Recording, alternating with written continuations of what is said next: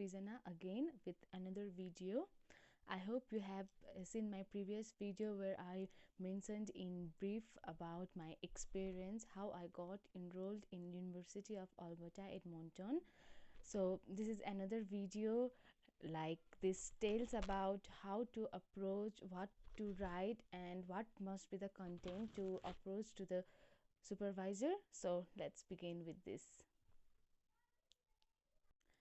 In this video I'm going to show you many things. First, I'll show you my own mail which is in screenshot format. I'll show you that what I actually wrote to the professor and I got one.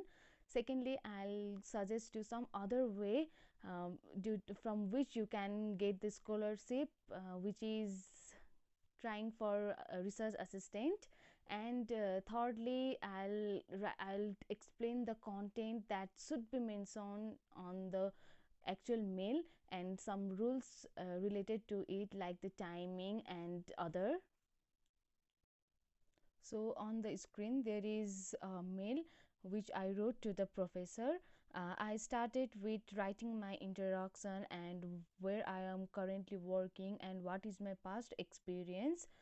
Likewise, I divided all my content into 3 paragraphs. My second paragraphs mention that I am really enjoying my work and I think now it's time to study because I have really interest in research and I have some previous work experience, and it's fine if you don't have any work experience, because I have one friend who really didn't had any previous research background or research experience, but still she got the scholarship and now she is earning quite pretty amount of money as a research assistant, so it's good. And in third paragraph I mentioned that I really wanted to pursue my master's degree in the particular subject and the particular intake. So I think it is important for you to mention on which intake you really want to join that university,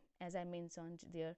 And as you can see that I also mentioned like I had seen your previous research work and I'm really fascinated by your work, so I want to take the privilege to be your student.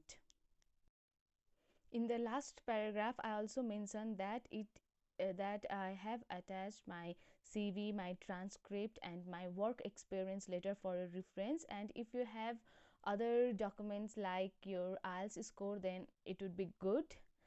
So these all the documents I sent to my professor, and please don't make it too lengthy. It would be very difficult for them to start to read that mail, so make it short, concise and to the point like I did. Actually I don't want you to copy the same content as I had I had shown you. I want you to express yourself, your feelings, what you want to study and why you want. I want it on your own words rather than copying from other. And one more important thing, that the subject of your mail should be attractive. If you write like boring topic like searching for professor, then I don't think so it will work. It will be something that fascinates them, so try to write some attractive subject, then it will definitely work. Okay, now another thing that I want to tell you is timing. Timing is very important.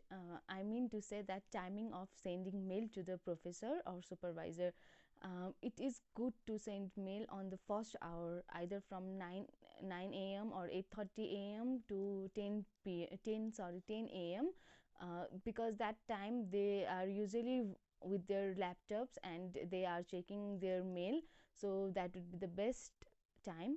One of my friend got immediate reply and which was positive response from the supervisor because she sent that mail on the right time. So it is a good idea to consider the time. And another thing is, yes, it is not important to have a published article or your research work. It's okay if you don't have any research experience also, but you have to convince your supervisor that you are going to work hard and you are definitely going to get it. Actually, one of my friends, she didn't had any research experience, but she got the opportunity. She convinced her supervisor that she did some project which was related to research, and she actually there was nothing like that, but she convinced her supervisor and she worked really hard, and she got that opportunity. I also suggest you to make LinkedIn account.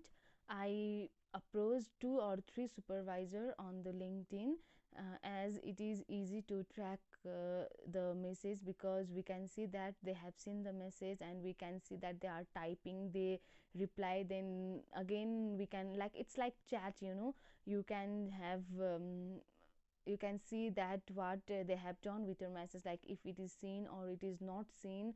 So it is good platform to connect with many professors of the various universities in Canada. Another thing I want to suggest is that please don't only look for one single option. There are plenty of options. For example, if you have done bachelor in mechanical engineering, don't just look for ms masters in mechanical engineering. You can go for other option. For other example, like if you have done mbbs or bds or bachelor in physiotherapy, you just don't look for masters in the same field. You have to look for other courses, because the professional degree like physiotherapist and dentist, to study postgraduate level in Canada, I think it's not that easy, and the requirement is also that you should be permanent resident of Canada or either the citizen of Canada. So you have to opt for other options, like you can go for MSc program in I'm myself is enrolled in MSc in medicine. Anyone can take that subject. The only thing is that you need to do research on your related field, like I'm doing research in the field that I have been working past 4 years. So it's good, and I think I'll definitely enjoy doing that, because from past 4 years I have been doing that. So I think you have to seek for other options. If one door is closed, you don't just give up or you just don't run away, but you have to explore yourself, because there are plenty of opportunities out there. Another important thing that I want to share with you is, you just don't only see for the professor, but there are lots of research graduate research assistantship opportunities out there. The supervisor are looking for the research assistant, so they mention that on their website, like they are looking for the research assistant who had done masters who had done bachelor degree in either BSc in agriculture, forestry, or in particular engineering. So they give their eligibility criteria, and I don't think so that eligibility criteria is too high. They are also searching for the students, like we are searching for the professors. So this is very great opportunities. In fact, my two of the friends, they got their professor by applying for this assistantship. So I want to share with you one of the opportunity from Dalhousie University. Even though this is the old one, but there are lots of such opportunities. You just have to go inside their website. You have to apply for those positions by writing mail to the given address. There the subject is already mentioned, like they you have to put the specific heading which is mentioned on the website. Also, you have to see the guidelines, like they will ask for attachment of transcript or your CV or something else. So you have to give all of your required documents, then you will the professor will contact you. Okay, thank you for watching this till the end. I want you to work for yourself. I want you not to be brainwashed by the consultancy. You have every right to think about your career. So you have to do some, you have to make some effort for that. And if you want any help, suggestions, then feel free to message me. So thank you so much for listening, and if you have any questions, then you can comment or you can just DM me. Thank you so much. Have a nice time.